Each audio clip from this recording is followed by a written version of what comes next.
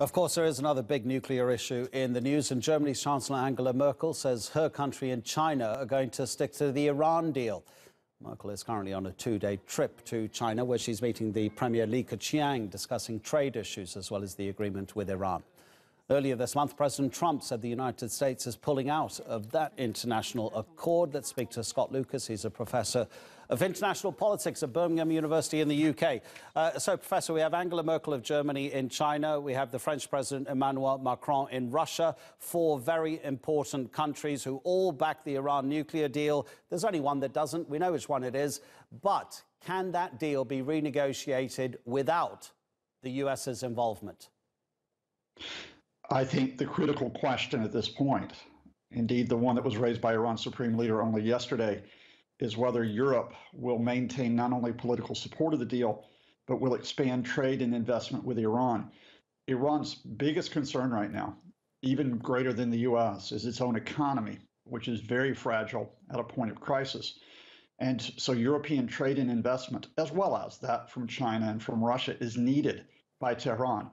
If Tehran doesn't get the assurances that Europe will defy the U.S. and continue to trade and invest, then I think it pulls out of the deal and the hardliners take control in the Islamic Republic.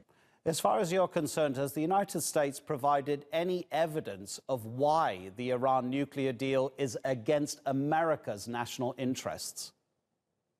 Not on the grounds of the Iran nuclear deal, because Iran has complied with the terms of the deal, removed almost all its enriched uranium, suspended development of advanced nuclear centrifuges.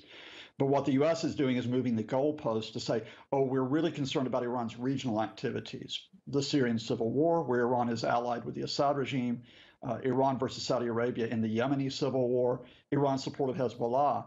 Because let us be clear here, what Donald Trump and his key advisors want is not a new deal.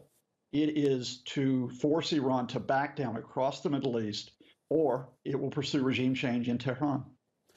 So as far as Merkel and Macron are concerned, two European leaders on important trips. But just as importantly, do you think is what's happening in Italy? Because these two, of course, France and Germany, right at the heart of the EU project. But this Italian populist government that's about to come into power, it could really disrupt that project, could it not? It could. There's an Iran dimension to start off with, by the way, because Italy has been one of the closest European countries towards the Iranians, and so they'll be sympathetic towards trading with Tehran.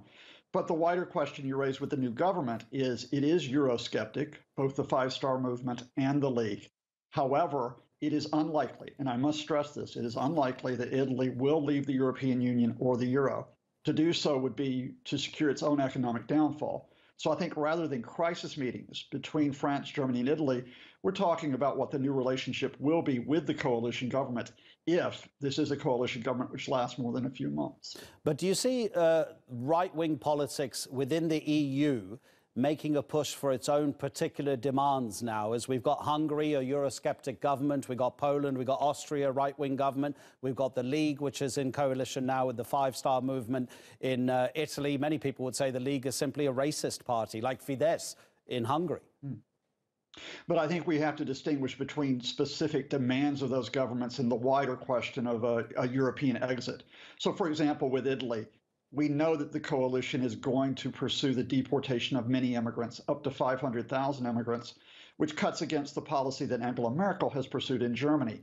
We know that Italy wants to escape European restrictions on spending at this point, especially on accumulation of debt, because of promises it wants to make in terms of guaranteed income for the poor. So the Italian leaders are not saying to Germany and Italy, or Germany and France, we're right wing, that's it, we're gone. They're actually saying, let's try to maneuver on these issues that right wing parties will be promoting, such as anti-immigration policies, and such as, in the case of Five-Star, coming from the anti-establishment point of view, more expenditure on the old, more expenditure on the poor, even if that raises economic issues. Scott Lucas, we always appreciate your contributions to TRT World. Thank you very much.